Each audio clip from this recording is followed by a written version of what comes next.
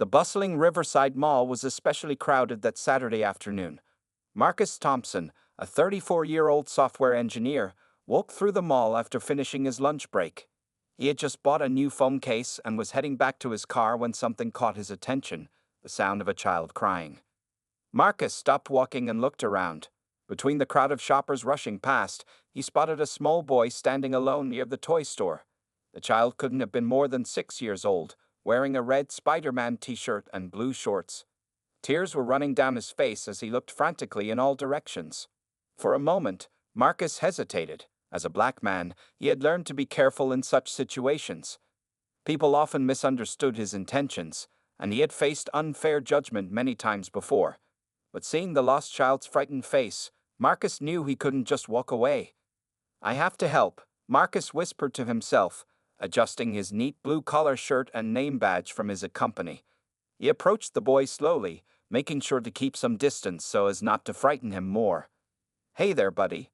Are you okay?" Marcus asked in a gentle voice, kneeling down to the child's eye level. He stayed a few feet away, wanting the boy to feel safe and not threatened.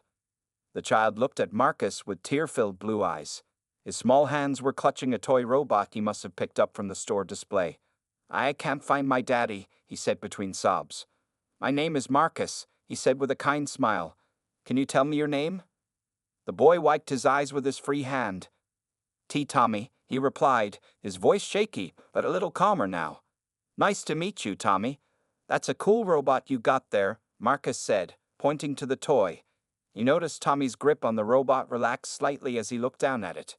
"It lights up and makes sounds," Tommy explained, momentarily distracted from his fear. "I was looking at it, and then when I turned around..." Fresh tears welled up in his eyes. "I couldn't see Daddy anymore." Marcus nodded understandingly. "It's going to be okay, Tommy. We'll find your dad. Can you tell me what he looks like?" "He's tall," Tommy said, stretching his hand up high. "He has yellow hair like mine, and he's wearing a green shirt today." Other shoppers walked past them, some giving curious glances. Marcus noticed a few disapproving looks, but he focused on helping Tommy. He knew mall security should be involved, but he didn't want to leave the child alone even for a moment. "Tommy, would it be okay if we walk together to find a security guard? They can help us find your dad faster," Marcus suggested. He could see the security desk just past the food court, about 50 feet away. Tommy looked uncertain, glancing between Marcus and the crowded mall. "But what if Daddy comes back here looking for me?" Marcus thought for a moment. "You're right. That's smart thinking. How about this? Let's sit on that bench right there." He pointed to a nearby bench that was still within view of the toy store. "That way, your dad can find you if he comes back, and we can also watch for him together." Tommy nodded slowly, and they moved to the bench. Marcus made sure to sit with enough space between them, staying visible to everyone around. He pulled out his phone and showed Tommy his company ID with his photo. "See, I work with computers just a few blocks from here," Marcus explained, hoping to make Tommy feel more secure. "Now, would you like some water? I can get you a bottle from that vending machine right there." "Yes, please," Tommy said quietly. His crying had stopped, though he still looked worried. Marcus bought a bottle of water from the nearby vending machine, keeping Tommy in his sight the entire time. As he handed the water to Tommy, he noticed the boy's hands had stopped shaking. "Thank you," Tommy said, taking small sips. "You're nice."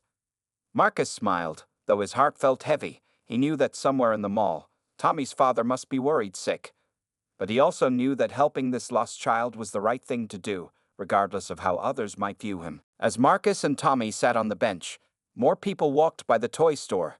Each time someone with blonde hair appeared, Tommy would sit up straight, hoping it was his father, but each time his shoulders would drop when he realized it wasn't him. "Can you tell me more about that robot?" Marcus asked, trying to keep Tommy's mind off his worries. He noticed the toy was still clutched tightly in the boy's small hands. Tommy's face brightened a little. "It's a Space Explorer 3000, he explained, pressing a button that made the robot's chest light up blue. "It can walk and talk and shoot lasers." He made shooting sounds with his mouth, momentarily forgetting his fears. Marcus smiled, remembering how he used to love robots at Tommy's age. "That's really cool. Do you like other robots too?" "Yes," Tommy nodded eagerly. "I have 3 robot toys at home, but none of them are as cool as this one. His excitement faded slightly as he added, Daddy said maybe for my birthday next month. A teenage girl working at the pretzel shop across from them kept glancing their way with a worried expression. Marcus noticed her whispering to her coworker while pointing in their direction.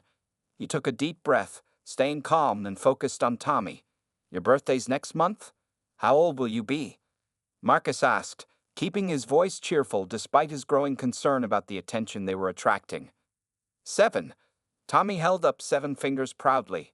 We're going to have a space party because I love astronauts and robots. Just then, an elderly couple walked past, giving Marcus suspicious looks. The woman clutched her purse tighter, and the man shook his head disapprovingly. Marcus felt his heart beating faster, but he maintained his composed expression for Tommy's sake. A space party sounds awesome, Marcus said, while discreetly trying to catch the eye of any passing security guards. What's your favorite planet, Tommy? Jupiter, Tommy exclaimed, because it has lots of storms and the big red spot. Did you know it's actually a giant storm? Marcus nodded, genuinely impressed. That's right. You really know your planets. Do you want to be an astronaut when you grow up? Tommy thought for a moment, taking another sip of his water. Maybe, or maybe a robot builder, or maybe both. I could build robots that go to space. A mall security guard finally walked by, but before Marcus could wave him down, the guard's radio crackled with a message about a shoplifter in another store, and he hurried away. Marcus checked his watch. They had been sitting there for 15 minutes. He knew they needed to find help soon, but he didn't want to frighten Tommy by showing his concern. You know what? Marcus said gently. I bet the security guards could help us find your dad faster. They have cameras everywhere in the mall, and they might even be able to make an announcement over the speakers. Tommy looked uncertain again. But what if Daddy comes here and we're gone? How about this? Marcus suggested. We can write a note and leave it right here on the bench. That way, if your dad comes by, he'll know exactly where to find you. Tommy seemed to like this idea. Marcus pulled out his notepad from his work bag and wrote in clear letters. Tommy is safe and looking for you. We've gone to the security desk in the food court. Marcus Thompson, wearing blue shirt with a badge. As Marcus finished writing, Tommy suddenly grabbed his arm. Look, is that Daddy? He pointed excitedly at a tall man with blonde hair walking quickly past the toy store. But as the man turned, they saw it wasn't Tommy's father. Tommy's face fell, and his eyes started welling up with tears again. Hey, it's okay, Marcus said softly. We'll find him. Should we go to the security desk now? I promise they'll help us. Tommy looked at the note on the bench, then at Marcus's kind face, and finally nodded. Okay, he said quietly, still holding the robot toy close to his chest. Marcus stood up slowly, making sure to keep a respectful distance as they prepared to walk to the security desk. He knew the next few minutes would be crucial, both for finding Tommy's father and for handling the increasing number of suspicious glances from other shoppers. Marcus and Tommy walked slowly toward the mall's security desk. Tommy stayed close to Marcus but was careful not to touch him, still holding his robot toy with both hands. The food court was busy with Saturday shoppers, and the noise of conversations and clattering trays filled the air. It's not too far now, Marcus said encouragingly. He noticed Tommy was getting tired from all the walking and emotional stress. Just past the pizza place, see? The security guards will help us find your dad right away. As they walked, a woman sitting at one of the food court tables pulled her daughter closer when they passed by. Another man stopped eating his burger to stare at them suspiciously. Marcus felt his neck getting hot under all the judgmental looks, but he kept his voice steady for Tommy's sake. Mr. Marcus? Tommy asked quietly. What if Daddy is mad at me for getting lost? Marcus's heart ached at the worry in Tommy's voice. Hey, don't think like that. Your dad will just be happy to find you. Parents don't get mad about these things. They just get scared because they love their kids so much. A security guard was sitting at the desk, talking on the phone. When he saw Marcus and Tommy approaching, he quickly ended his call and stood up. His name tag read Officer Wilson. Can I help you? Officer Wilson asked, his eyes moving between Marcus and Tommy with a mix of concern and suspicion. Marcus kept his voice calm and professional. Yes, please. This is Tommy. He got separated from his father near the toy store about 20 minutes ago. We've been waiting there, but now we thought it would be better to get help finding his dad. Officer Wilson turned his attention to Tommy. Is that true, son? Are you lost? Tommy nodded, clutching his robot tighter. Yes, I was looking at the robots, and then I couldn't find Daddy anymore. His lower lip trembled slightly. The security guard's expression softened as he looked at Tommy, but he still kept a careful eye on Marcus. What's your last name, Tommy? Morrison, Tommy answered.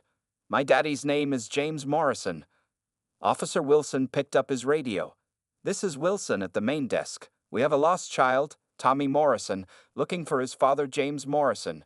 Child was separated near the toy store about 20 minutes ago. Father may be wearing a green shirt. Please respond. While they waited for a response, another security guard approached the desk. This one was younger, with the name Officer Chen on his badge. He spoke quietly to Officer Wilson, who nodded and turned back to Marcus. Sir, could I see some ID, please? Marcus slowly reached for his wallet, making sure his movements were visible and non-threatening. He pulled out his driver's license and work ID, placing them on the desk.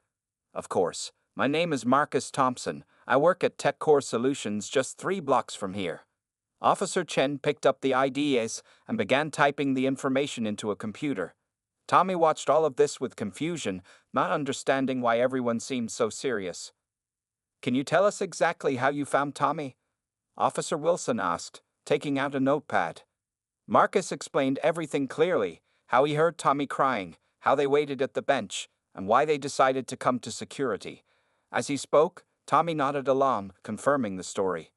Mr. Marcus bought me water, Tommy added helpfully, and he let me tell them about Jupiter and my robots. The radio crackled, and a voice came through. No sign of Mr. Morrison near the toy store, but we're continuing to search all areas. Officer Wilson pressed a button on his desk. A moment later, a calm voice came over the mall's speaker system. Attention shoppers. We are looking for James Morrison, father of Tommy Morrison. Please come to the security desk in the food court. Your son is safe and waiting for you. Tommy's eyes went wide at hearing his name over the speakers. Wow, everyone can hear that? That's right, Marcus said with a smile. Your dad will hear it too, wherever he is in the mall. Officer Wilson handed Marcus back his IDs. We'll need you to stay here while we locate the father, he said, his tone professional but less suspicious than before. Marcus nodded. Of course. We'll wait right here. He sat down in one of the chairs by the desk, while Tommy took the seat next to him, still fascinated by the idea that his name had been announced over the mall speakers. The tension in the air remained thick as they waited, with both security guards keeping close watch. Marcus could only hope that Tommy's father would arrive soon, though he was beginning to worry about what that reunion might bring. James Morrison's heart was pounding as he ran through the mall. His green polo shirt was now dark with sweat, and his blonde hair was messy from running his hands through it repeatedly. For the past 20 minutes, he had been searching frantically for his son Tommy. This can't be happening, he muttered to himself as he rushed past store after store. I only looked away for a second. He remembered the moment clearly. They were at the toy store, and Tommy was excited about some new robot toy. James had gotten a work call and stepped just a few feet away to answer it. When he turned back around, Tommy was gone. Now, as he searched, his fear was turning into anger, not at Tommy, but at himself for getting distracted by that phone call. He had already checked the toy store 3 times, looked through every nearby shop, and even searched all the bathrooms. Excuse me, James called out to a store clerk. Have you seen a little boy, 6 years old, blonde hair, wearing a Spider-Man shirt? The clerk shook her head. No, sorry. Did you check with security? James was about to answer when his phone rang again. It was his wife, Sarah. His hands shook as he answered. Did you find him? Sarah's worried voice came through the phone. Not yet, James said, his voice tight with stress. But I'm still looking. He has to be here somewhere. James, you need to call security if you haven't already. I know, he replied. I just thought I could find him myself. I'll call them now. As James ended the call with his wife, he saw something that made his blood run cold. Through the window of a store, he spotted one of the mall's TV screens that showed security camera feeds. On one of the screens, he saw Tommy walking with a tall black man in a blue shirt. James's fear instantly turned to panic and anger. In his stressed state, he didn't notice how carefully the man was walking or how he kept a respectful distance from Tommy. He didn't see the security badge on the man's shirt or notice how calm Tommy appeared. Instead of walking toward them, James pulled out his phone with shaking hands and dialed 911. 911, what's your emergency? The operator answered. I'm at Riverside Mall, James said quickly, his voice trembling with emotion. My son, I think someone has taken my son. I can see them on the security camera. Sir, please stay calm. Can you describe what you're seeing? James watched the security feed, his fear making him see things that weren't there. A man is leading my son away. My son is 6, blonde hair, wearing a Spider-Man shirt. The man is... He hesitated for a second, then added, he's black, wearing a blue shirt. They're walking toward the food court. Sir, have you contacted mall security? No, there's no time, James said urgently. Please, you need to send someone now. My son could be in danger. We're dispatching officers immediately, the operator assured him. Please stay on the line. Have you seen any signs that your son is in distress? James wasn't really listening anymore. He was staring at the security feed, watching as Tommy and the man approached the security desk. In his panicked state, he misinterpreted everything he saw. They're at the security desk now, James told the operator, his voice rising. He's probably trying to take him out a back entrance or something. Sir, if they're at the security desk, perhaps you should. Just then, the mall speakers crackled to life. Attention shoppers. We are looking for James Morrison, father of Tommy Morrison. Please come to the security desk in the food court. Your son is safe and waiting for you. James's heart skipped a beat at hearing the announcement, but instead of feeling relief, his fear and anger only grew stronger. Still holding his phone, he began running toward the food court. I'm heading there now, he told the 911 operator, completely convinced that his son was in danger. Please hurry with those officers. As he ran, James didn't realize that his fear and prejudice were about to turn a simple misunderstanding into something much worse. At the security desk, Tommy was showing Officer Chen his robot toy while Marcus sat quietly nearby. The mall speakers had announced Tommy's father's name 3 times now, but there was still no sign of him. Officer Wilson kept checking his radio, waiting for updates from other security guards searching the mall. Suddenly, the peaceful moment was shattered by loud voices and heavy footsteps. 3 police officers burst into the food court area, their hands on their weapons. Behind them ran a man with blonde hair and a green shirt. Tommy's father. Daddy, Tommy called out happily, not understanding the tension in the air. Get away from my son, James Morrison shouted, his face red with anger and fear. Marcus slowly raised both hands, keeping them visible. His heart was racing, but his voice remained steady. Sir, please stay calm. Your son was lost. And I. Don't move, one of the police officers ordered, drawing his weapon and pointing it at Marcus. Stand up slowly and step away from the boy. Tommy's eyes went wide with fear. Why are you yelling at Mr. Marcus? He asked, his voice shaking. He helped me. He bought me water and... Tommy, come here now, James shouted, trying to move past the police officers to reach his son. Officer Wilson from mall security stepped forward quickly. Everyone needs to calm down, he said firmly. There's been a misunderstanding. This man was helping. That's not what I saw, James interrupted, pointing at Marcus. I saw him leading my son away on the security cameras. Marcus remained perfectly still, his hands raised, speaking in a clear, calm voice despite his fear. Mr. Morrison, I found Tommy crying near the toy store. We waited there for 15 minutes before coming to security for help. Please, just ask Tommy. Tommy, now crying from all the shouting, tried to explain through his tears. Daddy, Mr. Marcus is nice. He helped me find you. We wrote a note and everything. Officer Chen quickly spoke up. It's true, sir.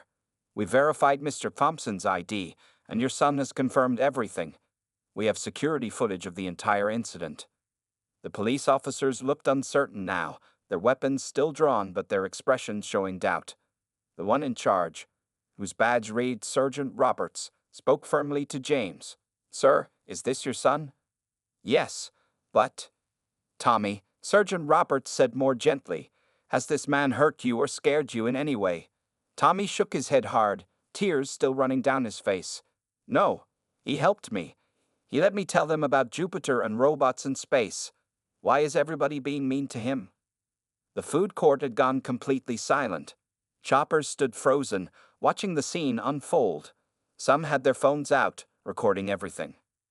Lower your weapons, Sergeant Roberts finally ordered his officers. They obeyed, but stayed alert. Marcus slowly lowered his hands, his heart still pounding, but his face showing no anger. He had dealt with situations like this before, though never with guns drawn. Mr. Morrison, he said quietly, I understand you were scared. Any parent would be, but I only wanted to help your son. Officer Wilson stepped forward again. We have the security footage ready to show everyone. It clearly shows Mr. Thompson finding Tommy alone, waiting with him at the bench, and then bringing him here to security. Everything he said is true. James Morrison stood frozen, his face changing as the reality of what he'd done began to sink in.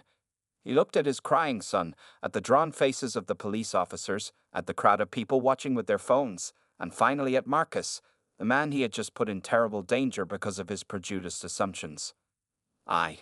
James started to speak, his voice cracking. The anger was gone from his face, replaced by growing shame. Tommy broke away from the officers and ran to his father, still clutching his robot toy. Daddy, why did you make the police be mean to Mr. Marcus? He was just helping me find you. The police officers were now putting away their weapons, looking embarrassed. Sergeant Roberts turned to Marcus. Sir, we apologize for this situation. Would you like to press any charges? Marcus looked at Tommy hugging his father, then at all the faces watching them. His next words would matter, not just for this moment, but for everyone witnessing it. Officer Wilson led everyone to the security office, away from the crowd of onlookers in the food court. The small room was filled with monitors showing different parts of the mall. Tommy sat close to his father but kept looking worriedly at Marcus, who stood quietly near the door. Let me show you exactly what happened, Officer Wilson said, typing on his computer. The largest screen came to life, showing footage from 2 hours earlier. The first camera showed Tommy and his father at the toy store. Everyone watched as James stepped away to take his phone call, and Tommy wandered deeper into the store, fascinated by the robot display. When Tommy turned around and couldn't see his father, the camera captured his growing panic. There, Officer Chen pointed to another screen. This shows Tommy leaving the store, looking for his father. The footage clearly showed Tommy becoming more upset, walking in circles near the store entrance. Then Marcus appeared in the frame, stopping when he noticed the crying child. They could all see how carefully Marcus approached, keeping his distance and kneeling to appear less threatening. Tommy watched the screen with interest. That's when Mr. Marcus asked my name, he said, his earlier tears now dried. The security footage continued, showing Marcus and Tommy sitting on the bench. They could see Marcus buying water for Tommy, showing his work ID, and keeping a respectful distance the entire time. The cameras even caught him writing the note they left on the bench. James Morrison's face grew more pale with each passing minute. The footage showed exactly what Marcus had said. He had done everything right. Everything a good person should do when finding a lost child. Here's where you called 911, Mr. Morrison, Officer Wilson said, pointing to a timestamp. You can see that at this exact moment, Mr. Thompson was already here with us at the security desk, doing exactly what he should have done. Sergeant Roberts, the police officer in charge, shook his head slowly. Mr. Thompson, he said, turning to Marcus, I want to formally apologize on behalf of the police department. We responded to a call about a possible kidnapping, but we should have assessed the situation more carefully before drawing weapons. Marcus nodded quietly. The security footage was still playing, now showing the moment when the police had burst in with their weapons drawn. Seeing it on screen made several people in the room wince. Tommy tugged at his father's sleeve. Daddy, look. He pointed at the screen showing the bench where they had waited. Mr. Marcus even saved my robot. The footage showed how Marcus had caught the toy when Tommy almost dropped it in his excitement at one point. James Morrison looked like he might be sick. The evidence was overwhelming. While he had been calling the police and assuming the worst, Marcus Thompson had been protecting and comforting his son with nothing but kindness and respect. Mr. Thompson, James finally spoke, his voice shaking. I don't know what to say. I saw you with my son on the security camera and I assumed. He couldn't finish the sentence. You assumed the worst because of what I look like, Marcus finished quietly. The room fell silent. Even Tommy seemed to understand something serious was happening. Officer Chen spoke up. We have all the footage recorded, and several witnesses made videos as well. Mr. Thompson, as Sergeant Roberts asked earlier, would you like to press charges? Everyone in the room looked at Marcus. James Morrison stood frozen, knowing his actions could have had terrible consequences. Tommy looked confused, still holding his robot toy tight. Marcus took a deep breath.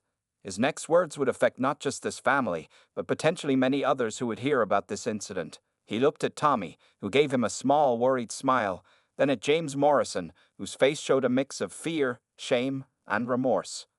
Before I answer that, Marcus said carefully, I think we all need to acknowledge exactly what happened here today.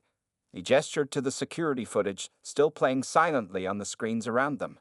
Because it's not just about me and your family anymore. It's about something much bigger. Marcus looked around the security office at all the faces watching him, the ashamed police officers, the concerned security guards, the guilt-ridden James Morrison, and innocent Tommy, who still didn't fully understand what had happened.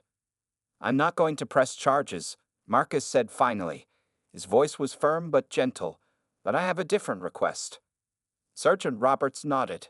What would you like us to do, Mr. Thompson? I want this to be a learning moment, Marcus explained. I want the police department to use this security footage in their training. Show officers how to assess situations before rushing to judgment. Show them what happened here today. Officer Wilson spoke up from his chair at the security desk. The mall would be willing to share all our footage. We should also update our protocols for handling lost children situations. Tommy, who had been quiet for a while, suddenly asked, Does this mean Mr. Marcus isn't in trouble anymore? No, buddy. Marcus smiled softly at him. I'm not in trouble, but your dad and I need to have an important talk. Is that okay? James Morrison's face was a mix of relief and shame as he nodded. Yes, please. I owe you so much more than just an apology. Sergeant Roberts turned to his fellow officers. We'll need statements from everyone. We can do that later. Right now, I think these gentlemen need some privacy. He gestured to a small break room connected to the security office. As Marcus and James walked into the break room, Tommy tried to follow, but Officer Chen gently stopped him. Hey Tommy, want to see how our security cameras work? You can help me watch the monitors. In the break room, Marcus sat down at a small table. James took the seat across from him, his hands shaking slightly as he wiped his eyes. I almost got you killed today, James said, his voice breaking, because of assumptions I made, because of prejudices I didn't even want to admit I had. I could have ruined your life, or worse, ended it, and you were just helping my son. Marcus was quiet for a moment before speaking. When I first saw Tommy crying, I almost walked away, he admitted, because I knew something like this could happen. It's happened before, maybe not this extreme, but the looks, the assumptions, they're always there. But you helped him anyway, James said softly. Yes, because he needed help. He was scared and alone, and that mattered more than my fears about how people might react.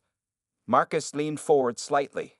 Your son is a bright, kind kid, Mr. Morrison. When he looks at me, he just sees someone who helped him, who listened to him talk about robots in space. He doesn't see color. James wiped more tears from his eyes. Please call me James. And I don't know how to make this right. You start by acknowledging what happened, which you're doing now, Marcus said.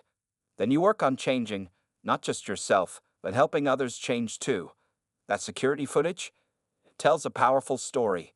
It shows both the problem and the solution. Through the break room window, they could see Tommy excitedly pointing at something on one of the security monitors, while Officer Chen explained how the cameras worked. I want to make this public, James said suddenly. The footage, what happened?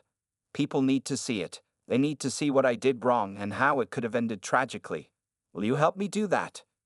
Marcus studied James's face, seeing genuine remorse and a desire to make things right. Yes, he answered, but not to shame you. We'll do it to help others learn from this moment. James nodded, then hesitated before asking, Would you be willing to stay and talk to Tommy a bit more? He was really excited about sharing his robot knowledge with you. But I understand if you want to leave after everything I put you through. Marcus looked through the window at Tommy, who was now showing his robot toy to Officer Chen with the same enthusiasm he had shown earlier on the bench. Despite everything that had happened, Marcus couldn't help but smile. 1 month later, the Riverside Mall looked very different. New signs about lost children procedures were posted throughout the building, and security guards wore bright, easily visible vests. The biggest change wasn't visible. It was in people's hearts and minds. The security footage of what happened that day had gone viral. Local news stations played it, social media shared it, and people everywhere talked about it. But unlike many viral videos of racial incidents, this one showed something different. It showed healing and change. Marcus Thompson sat in the mall's food court, at the same table where everything had happened a month ago. Across from him sat Tommy Morrison, who was proudly showing off his newest robot toy, the Space Explorer 3000 that his father had bought him for his 7th birthday. And look, Mr. Marcus. Tommy pressed a button, making the robot's eyes light up. It can dance too. James Morrison watched from the next table, smiling as his son excitedly explained every feature of the toy to Marcus. In the past month, James had kept his promise. He had worked with the police department and mall security to create new training videos. He had also started speaking at community meetings about his experience, openly sharing how his prejudices had almost led to tragedy. The police training program starts next week, James said during a pause in Tommy's robot demonstration. They want both of us to speak to the new officers. Are you still okay with that? Marcus nodded. Yes, I think it's important. Change happens one person at a time, one story at a time. Officer Chen walked by their table, now wearing one of the new security vests. He waved at Tommy, who waved back enthusiastically. The mall's security team had become local heroes after the footage showed how they helped handle the situation. My teacher showed our class the video, Tommy said suddenly, putting down his robot. She said you were both very brave.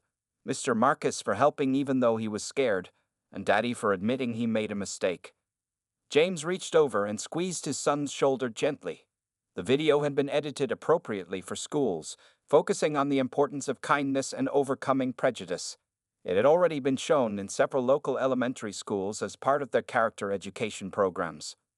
Speaking of school, Marcus said, reaching into his bag, I brought something for you, Tommy. He pulled out a children's book about famous black scientists and astronauts.